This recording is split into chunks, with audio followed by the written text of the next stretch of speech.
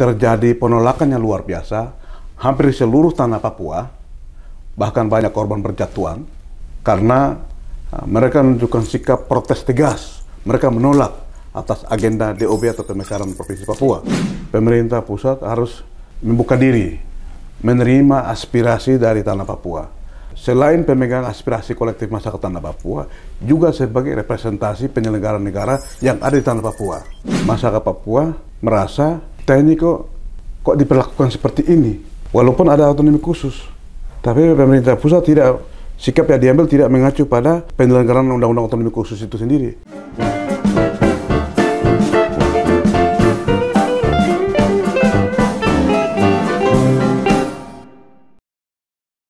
Assalamualaikum warahmatullahi wabarakatuh. Selamat siang. Balik lagi kita di podcast FWD, di mana saat ini saya, Rifan Yagat Anbia, yang memandu untuk podcast hari ini. Dan hari ini saya tidak sendiri. Saya bersama anggota DPR dari Dapil Papua, yaitu Bapak William Bandik. Selamat siang, Bapak. Selamat siang, Mas. Bagaimana kabarnya Bapak hari ini? Ya, kabarnya api-api, sehat walafiat. Alhamdulillah. Oke, kita baru saja selesai sidang paripurna, Ya.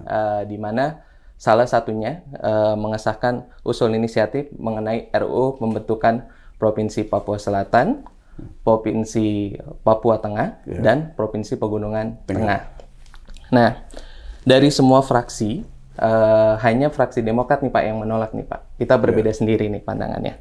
Nah, bagaimana menurut Bapak terkait sikap fraksi Demokrat yang menolak usul inisiatif tersebut? Menurut saya, sikap yang diambil oleh fraksi Partai Demokrat, saya pikir itu sesuai dengan semangat yang dimiliki oleh fraksi Partai Demokrat, di mana selalu menggaungkan jel-jelnya adalah aspirasi rakyat adalah perjuangan Demokrat. Sehingga fraksi Demokrat hari ini berdiri pada garda terdepan atas persoalan yang dihadapi oleh tanah Papua hari ini, di mana RUU DOB Papua yang diusulkan hak inisiatif DPR hari ini terkesan tanpa memperhatikan apa yang menjadi keluhan dan aspirasi masyarakat tanah Papua. Hari ini terjadi penolakan yang luar biasa. Hampir seluruh tanah Papua, bahkan banyak korban berjatuhan, karena mereka menunjukkan sikap protes tegas. Mereka menolak atas agenda DOB atau pemekaran Provinsi Papua. Apa yang menjadi dasar penolakan masyarakat Papua terhadap pemekaran wilayah ini, Bapak? Masyarakat Papua hari ini kan sudah cerdas, sudah maju. Tidak seperti 30 tahun yang lalu. Masyarakat Papua menyadari bahwa agenda DOB yang sedang didorong oleh pusat ini terkesan dipaksakan oleh pusat tanpa mendapat dukungan dari tingkatan grassroots, teristimewa dari penyelenggara di daerah. Itu. Kenapa demikian? Karena tanah Papua hari ini belum memenuhi syarat-syarat suatu wilayah itu layak atau tidaknya diberikan pemekaran. Syarat-syarat apa aja Pak yang sebenarnya harus dipenuhi oleh pemerintah agar memang pemekaran ini menjadi layak? Syaratnya adalah memang ada dalam undang-undang, ada sejumlah syarat yang biasanya dipenuhi oleh wilayah-wilayah yang nanti diberikan DOB. Pertama adalah infrastruktur. Infrastruktur daerah itu infrastruktur yang bisa dijadikan sebagai pusat penyelenggaraan birokrasi dan memberikan layanan kepada masyarakat yang sifatnya penunjang penyelenggaraan pemerintahan di daerah, dan juga bisa memberikan dukungan terhadap pendapatan daerah, penerimaan daerah, PAD. Dan selain itu, tanah Papua hingga hari ini jumlah penduduknya sangat minim sekali. Bahkan jumlah kabupaten kota di tanah Papua itu paling banter atau paling tinggi 300.000. Dan rata-rata di bawah 100.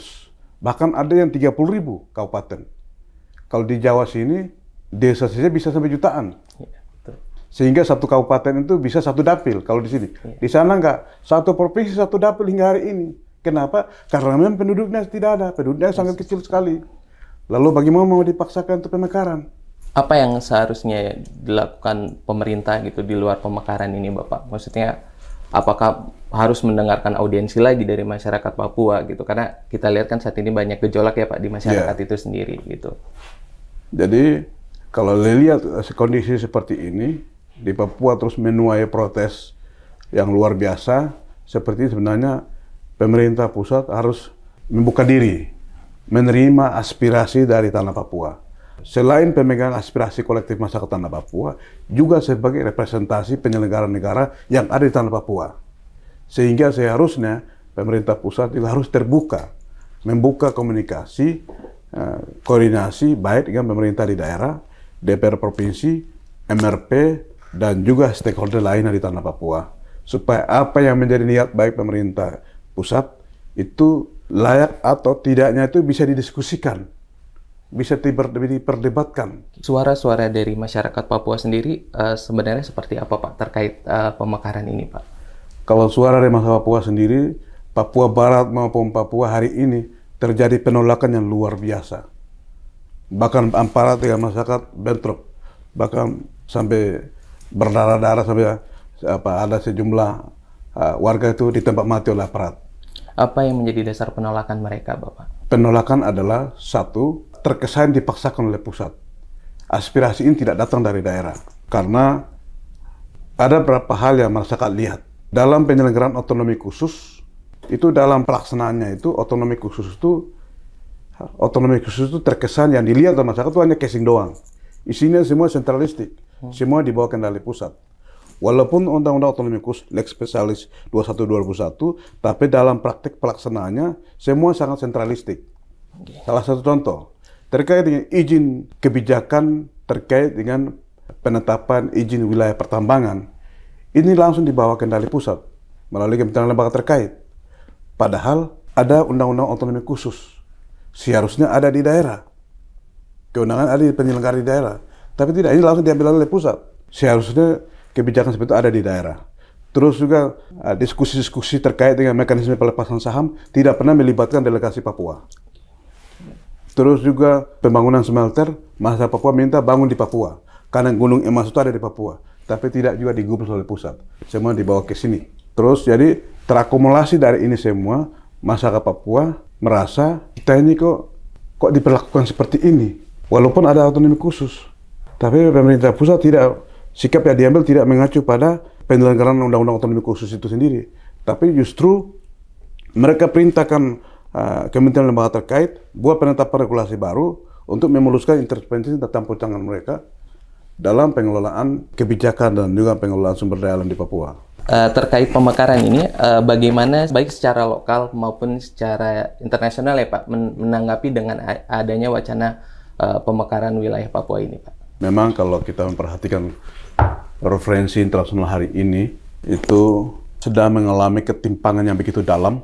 Hampir mata uang seluruh dunia sedang terjun bebas dan banyak warga kehilangan lapangan kerja, pendapatan.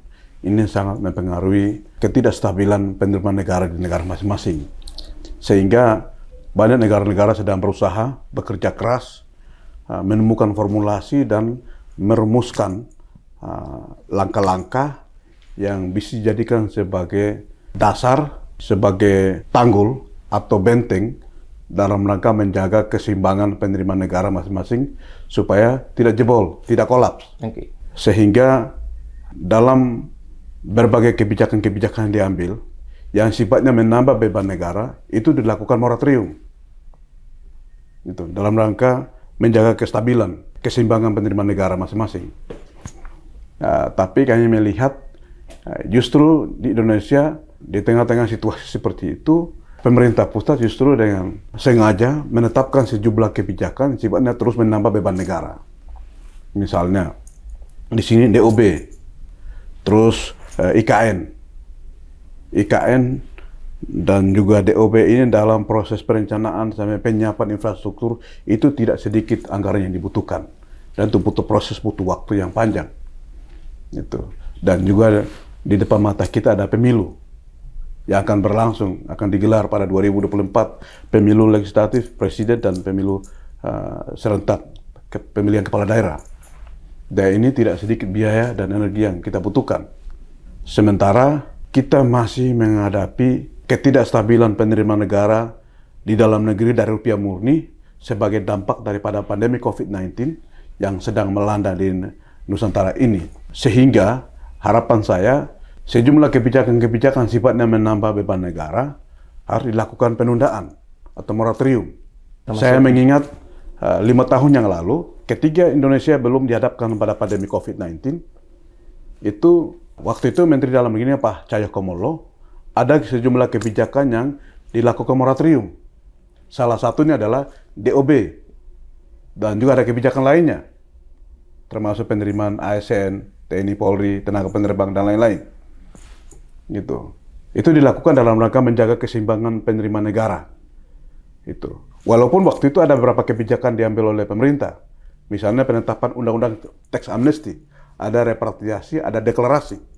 Orang-orang terkait Indonesia yang sahamnya di luar negeri dibawa pulang, dikenakan pajak 20%.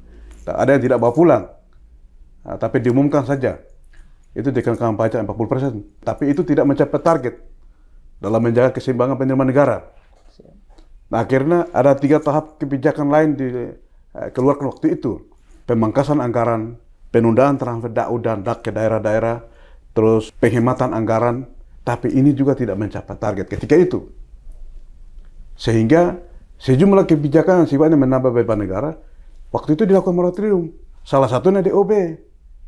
Sementara hari ini kita mengalami ketimpangan yang luar biasa, sangat mencekik wong cilik, masyarakat di tingkatan grassroots, tapi justru pemerintah pusat tidak ada sikap empati dan sensitivitas terhadap persoalan kontekstual yang dihadapi oleh masyarakat itu. Nah, justru berani-beraninya terus menetapkan kebijakan-kebijakan yang mempengaruhi beban negara yang begitu tinggi.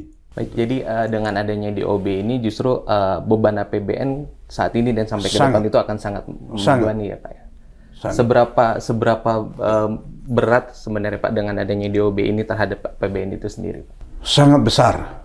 Apalagi Tanah Papua hingga hari ini, sejak penyelenggaraan otonomi khusus Tanah Papua itu, hingga hari ini Tanah Papua belum bisa ada kementerian dalam pengelolaan keuangan daerah melalui pemanfaatan potensi sumber daya yang ada di daerah. Tapi masih terus ketergantungan yang begitu tinggi terhadap pusat melalui kebijakan reformasi anggaran dan kebijakan subsidi fiskal pusat. Dan dalam kondisi seperti ini justru sangat membebani negara. Beda dengan daerah lain. Walaupun hanya dikasih otonomi daerah, bukan otonomi khusus. Tapi mereka tidak harus tergantung pada kebijakan afirmasi anggaran atau dengan APBN. Mereka bisa ada kementerian dalam penyelenggaraan pembangunan, infrastruktur maupun penyelenggaraan birokrasi layanan kepada masyarakat melalui pemanfaatan CSR. Iya kan? Iya, betul Bapak. Sedangkan Papua tidak bisa mengemis terus sama Jakarta. Lalu terus dikasih pemekaran banyak-banyak. Biaya dari mana? Biaya rutinnya, biaya infrastrukturnya. Pasti dari APBN. Ya, pasti dari APBN. Karena itu sikap fraksi Demokrat tadi udah tepat. Harus dikembalikan untuk ditinjau kembali atau dikaji kembali. Harapan Bapak itu sebagai salah satu anggota Dewan Dapil dari Papua untuk masyarakat Papua sendiri seperti apa Pak ke depannya? Harapan saya masyarakat Papua hari ini dan ke depan masyarakat semakin cerdas. Dengan kemajuan era teknologi digital ini, semakin mereka disadarkan, semakin maju, semakin cerdas, dan akan terus berpacu dalam kemajuan baik di sektor pendidikan, kesehatan, ekonomi, sehingga bisa kompetisi dengan saudara-saudara lain di Nusantara ini, dengan kompetisi yang sehat. Itu. Sehingga yang harus dilakukan oleh pemerintah adalah diberikan ruang, diberikan dukungan kepada penyelenggara di daerah supaya pemberdayaan masyarakat baik secara ekonomi, pendidikan, kesehatan, dan infrastruktur itu dapat terbangun dengan baik. Untuk itu pentingnya dilakukan koordinasi dan kerjasama yang baik yang harus dibangun dengan penyelenggara di daerah dan juga semua stakeholder yang ada di tanah Papua. Ya, semoga apa yang menjadi harapan Bapak juga menjadi harapan kita semua ya Pak, bagi masyarakat Papua. Semoga masyarakat Papua semakin berkembang, semakin maju, dan semakin sejahtera ya Bapak. Oke, demikian bincang-bincang kita nih hari ini mengenai pemekaran di wilayah Papua ya Bapak ya. Semoga ke depan ya balik lagi seperti tadi kita sampaikan bahwa masyarakat Papua semakin maju dan semakin sejahtera. Untuk mengenal Pak William Wandik, bisa nanti ke YouTube-nya, yaitu di William Wandik atau Facebook-nya dengan Kakak Wandik ya, Bapak. Betul. Oke. Jangan lupa like, komen, dan subscribe channel FPD_DPR. Sampai jumpa di podcast berikutnya. Terima kasih. Assalamualaikum warahmatullahi wabarakatuh.